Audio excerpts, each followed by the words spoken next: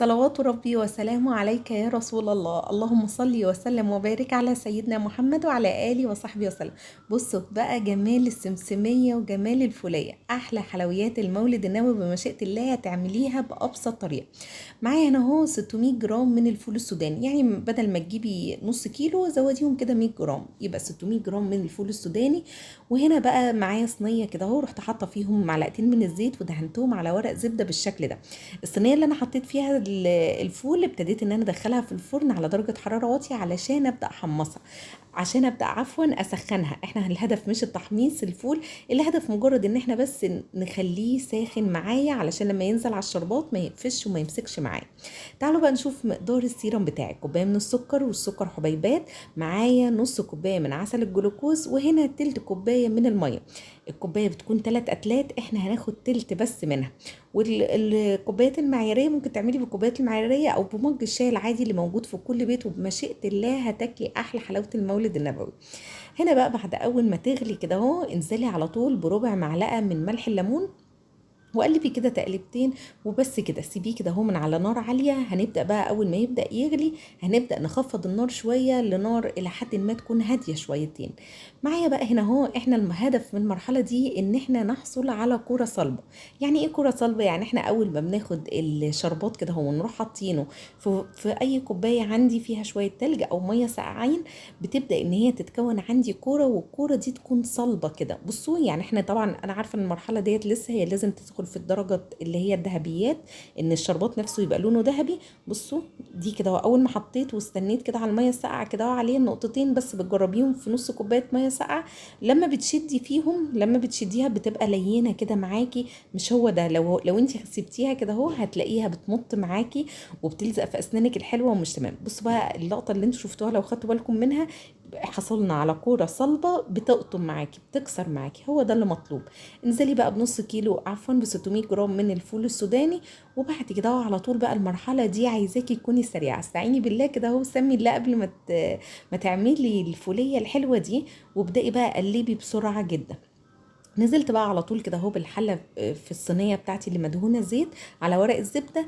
وهنا بقى هرست البطاطس، هبدا على طول افردها بالشكل ده. افرديها بقى، طبعا هي بتبقى سخنه جدا مش هتستحملي سخنتها الا بعد 3 4 دقائق كده اهو. وانا عارفه ان انت اكيد هتستحملي، ممكن تضغطي عليها بايديكي او بمردانه كده اهو تدهنيها زيت.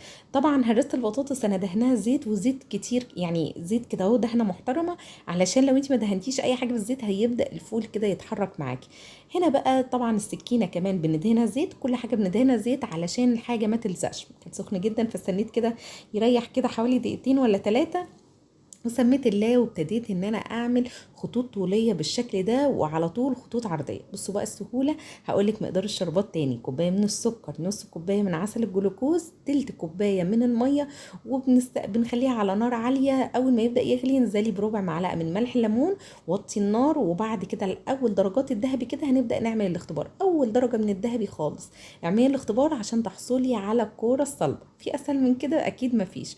كوبايه من السكر، نص كوبايه من عسل الجلوكوز، واخر حاجه تلت كوبايه من الميه. اي ممكن تستبدلي عسل الجلوكوز بتاعك بعسل الجلوكوز، طبعا ممكن تستبدليه بعسل ابيض، عسل نحل عادي جدا.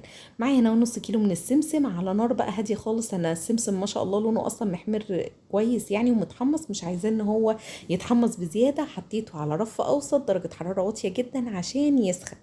هنا بقى الشربات هيبدأ يغلي، نزلت بربع معلقة من ملح الليمون، ومن قل آخر تبدأي تقلبي. تعالوا بقى نعمل الاختبار تاني علشان تقومي تعمليه بعد ما تشوفي الفيديو ده إن شاء الله. بصوا كورة لينة، احنا الكورة اللينة بقى دي بتنفع في حاجات تانية، أو بتبقى أخف كمان من الكورة اللي انتوا شايفينها دي. بتنفع في الجوزية إن شاء الله أعملها معاكم، اللي هو جوز الهند كده اللي بتبقى بالزبيب يعني ما بتبقاش في أي حاجة إلا اللي ما بتبقاش عفوا في السمسمية ولا الفولية ولا الحمصية. انا الفول استخدمت 600 جرام، في السمسم 500 جرام او نص كيلو من السمسم. كل شويه بقى هبدا ان انا اعمل الكوره دي لسه ما زالت كوره لينه. بصوا كوره لينه مطاطيه لو احنا عملناها كده اهو. انت اكيد بقى حفظتي خلاص من ساعه الفوليه ما قلت لك هتلزق في اسنانك الحلوه. الميه دي بتبقى ساقعه، حطي فيها حته تلج او هاتي ميه ساقعه كده اهو، علشان اول ما تحطي كده اهو تبدا انها تبرد معاكي. بصوا انا مبطئه لكم الفيديو في المرحله دي عشان كده الى حد ما بقت كوره صلبه كده الى حد ما. هصبر بس عليها دقيقتين كمان تكون كوره صلبه اكتر وتقطم معاكي وتكسر معاكي. بصوا هي كده فيها مطه كده، اللي فيها المطه بقى دي هتبدا ان هي تلزق شويه في اسنانك. احنا عايزينها نقطمها كده تروح قطمه على طول، هو ده اللي مطلوب. تتكسر كده معاكي، هو ده اللي تمام جدا. درجه من الذهبيات هنطفي، وعلى طول حطي بقى السمسم بتاعي وزي السمسم بتاعك طول في المرحله دي ابداي اقلبي.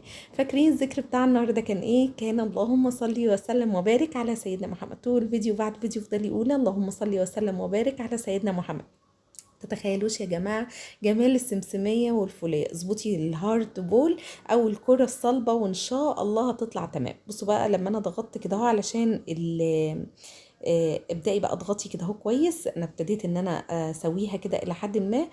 بصي بقى اصبري كده دقيقتين لحد ما تبرد شويه. هي هنا تحسي ان هي ايه وانتي بتقطعيها كده مش مستقيمه قوي الخطوط، عفوا يعني السمسم بيطلع كده من فوق علشان انا ما صبرتش عليها، كانت سخنه جدا وانا قطعتها. اصبري كده دقيقتين ثلاثه وبعد كده ابدأي على طول قطعيها.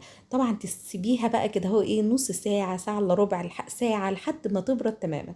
وابدأي بقى على طول قطعيها كده. طبعا هتتقطع بسهوله جدا. ورق الزبده للاسف كان عندي الحاجه بتلزق فيه كان بايظ ولا مش عارفه كان ماله، بس والله يا جماعه كانت الحاجات اللهم بارك خصوصا السمسميه كانت بتدوب. يا رب فيديو النهارده يكون عجبك. لو عجبك الفيديو ما تنسيش اللايك، والاهم اللايك هو الصلاه والسلام على الرسول. يلا باقي تقريبا 30 ثانيه في الفيديو، فضلي قولي اللهم صل وسلم وبارك على سيدنا محمد وعلى اله وصحبه وسلم. ده هنا كنت بذوق وبشوف كميه التقرمشه وهي هشه قد ايه وجميله قد ايه. شكرا لكم والسلام عليكم ورحمه الله وبركاته.